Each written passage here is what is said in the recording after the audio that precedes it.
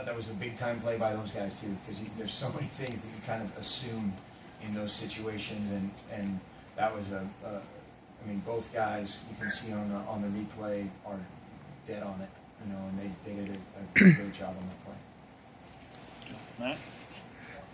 You guys got downfield, and Marcus got 2 sacks in the first quarter. How do you feel like your tackles particularly responded moving forward from that for the rest of the game?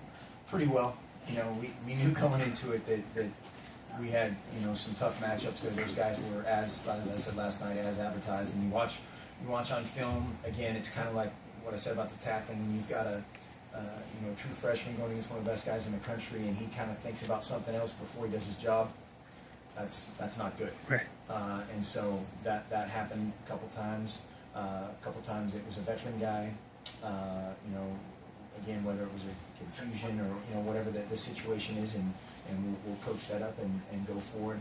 I thought they, you know, without question, had great looks in their eyes, you know, on the sideline of when the crowd's going crazy, and whether it was at that point or in the third quarter when we fumbled, you know, that would be a time where a lot of guys, you know, might question themselves or whatever, and they had great resolve. Jake? Mark Doug, when he came in at center, snapping low a little bit. Is that something you think that just comes with coming in the moment in a game? And if he is the center going forward, how does he kind of fix that? Doug played really well. You know, he had a couple low snaps. That one snap that got away from Marcus was just kind of, that's one of the hardest things as a quarterback in our offense, is you're thinking about 7 different things, and oh, by the way, I have to, you know, see the ball in my hands just like a receiver, and it just went right through his hands. He was trying to, you know, get the ball out quickly and just missed it. But Doug, we have, again, a ton of confidence in Doug. He played really well, with the exception of the low snaps, against a very, very good front. Andrew? When you guys got into Utah territory and you knew you had Schneider being consistent, how did that change play calling or decision making of let's kick it here instead of going for it? Because you guys obviously are pretty aggressive in going for it. Yeah, we'll still be aggressive, for sure. There were a couple times there, you know, the ball's on the, it was about the 31, 32-ish, wherever that was, and that's, you know, that's a tough first go around to kick a, you know, almost a 50-yard field goal, and we thought we had a good play. You know, there are a couple other times where we kicked it. You know, again, we have a ton of confidence in both those guys. Caleb? Marcus had nearly 3 times as much passing yards in almost only the third quarter.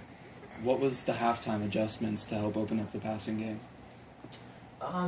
There weren't necessarily that many adjustments other than just kind of settling down up front, doing your job a little bit better, having cleaner eyes as far as not looking as much other stuff other than your job. Royce Freeman had a couple huge assists.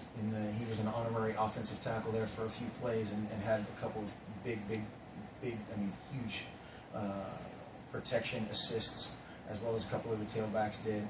And you know, just made some plays. Didn't drop it as much. You know, had a couple drops earlier, a couple later, not as many during that stretch. Ryan? Steve Graywood said earlier in the season that in '94 he had a similar situation where he was constantly having to reshuffle, and they decided it's not an excuse and won the Pac-10. Can you just talk about the job he's done, you know, changing the lineup around seemingly every week? Yeah, he has. You know, and all those guys have.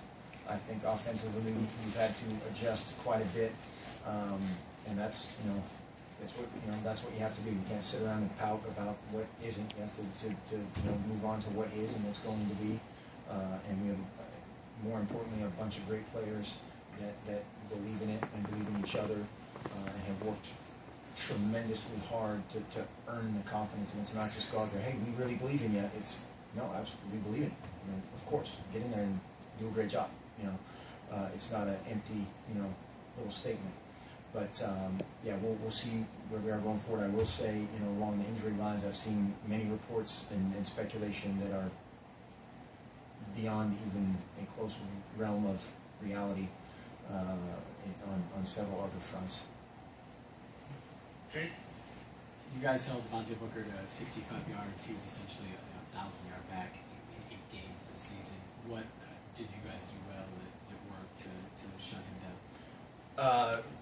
really honed in on him, you know, and that sounds simple enough, but, you know, tried to make everybody else beat us. The quarterback and the receiver, you know, made a couple plays. Those guys have some capable dudes outside, as we saw, and they gave them a couple chances to make plays, and they did. But we couldn't let that guy rush for 200 yards and control the clock, control the game, and you know, a couple screens here and there were you know, some body blows, but we withstood, you know, for the long term. Do we have any questions from those on the phones? Yeah, I got it. Go ahead, Gary. Okay, thanks. Gary? Mark? Yeah, okay. Mark, yesterday's game, a tight game on the road, and you scored the last 3 touchdowns, I believe.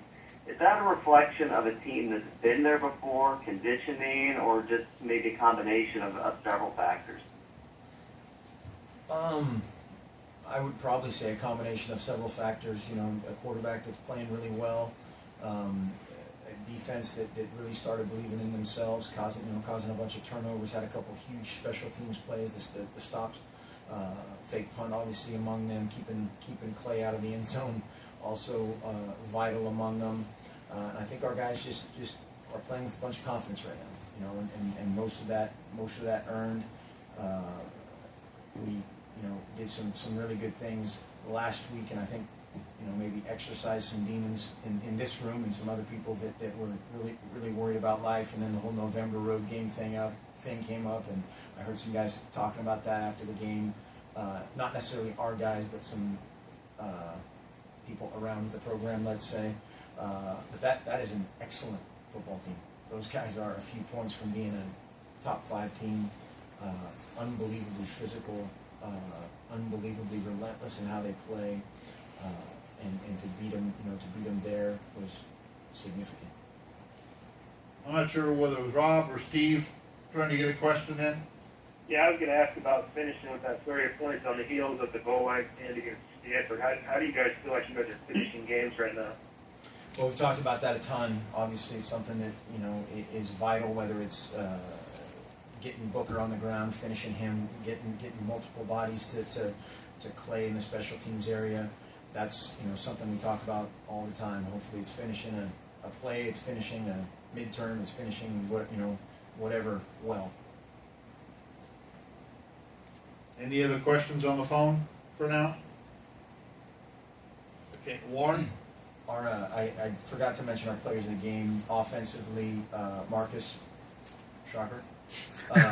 Eddie Hurd was our offensive scout team player of the week. On defense, we had a couple of assists from, or co's, or however you want to look at it. Honorable mention, Armstead and DeForest Buckner played really well, almost without exception. And then the defensive player of the game was Joe Walker. Lane Roseberry was the scout of the week. And then on special teams, Jawan Williams was the player of the game with an honorable mention to Aiden. And then the scout team player of the week was Jalen Brown. Mark, you kind of alluded to this. It's hard to believe that Utah is a 3-loss team. Yeah.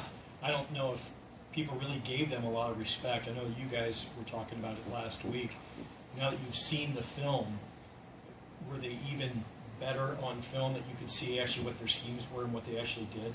Were they everything as advertised, I guess? They were definitely as advertised, and they made a couple of change-ups in their offensive front. Had a couple guys rotating in there a little bit differently than they had before, and that helped. Their special teams. That punter is one of my favorite guys to watch in college football, and he's unbelievable, absolutely unbelievable. And tackled Johnny Lloyd, so we can give Johnny Lloyd a hard time for the rest of the year. No, it was a huge test. The crowd was awesome. Our crowd was great again. All the Duck Nation is represented everywhere we've been. It's been incredible, yeah, that's a really good football team. Glad a lot of them are seniors. Anything else? Okay, Andrew?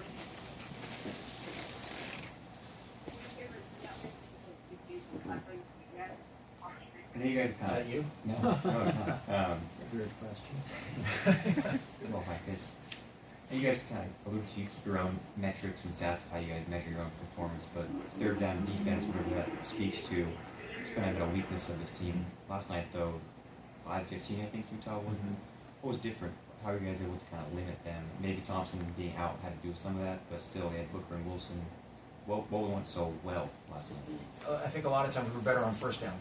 You know, we had multiple tackles for losses, multiple 2nd and 8s, 2nd and 9s. When you're playing from that vantage point rather than 2nd and 5, life's a lot easier. You know, we made a couple plays on balls in the passing game, and just did, you know, I think it's such a full, you know, encompassing deal in terms of you've got to be great on first down to be great on third down. If it's 2nd and 2 or 2nd and 3, it's going to be a tough night. And so did a much better job in that area.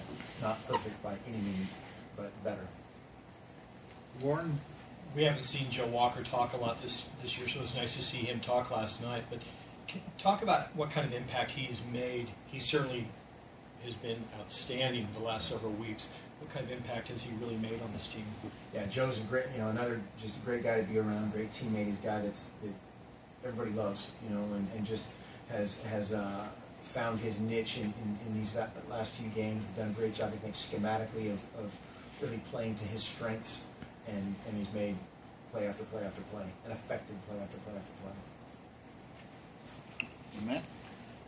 Playing 3 out of the 4 aggressive defenses like Washington, Stanford, Utah. Does this bye kind of come in at a perfect time for you guys? And then what is the schedule for this week for the group? Mm-hmm. From a physical standpoint, we're gonna do something of you know, we're gonna wait and see on a lot of things here for Tuesday and Thursday. Will be practices. We'll also do some lifting, conditioning, and then we'll probably do something on Wednesday of a different nature. Less football. It's going to be a big academic week, obviously, big health week, big push. You know, at this point in the season, getting healthy and getting smart is just as important. Our guys are in great shape. We've got to continue to work and do the things we do within practice. But getting smart and getting healthy are probably more important. Last chance on the phone. More secure. Okay, thanks. Thanks.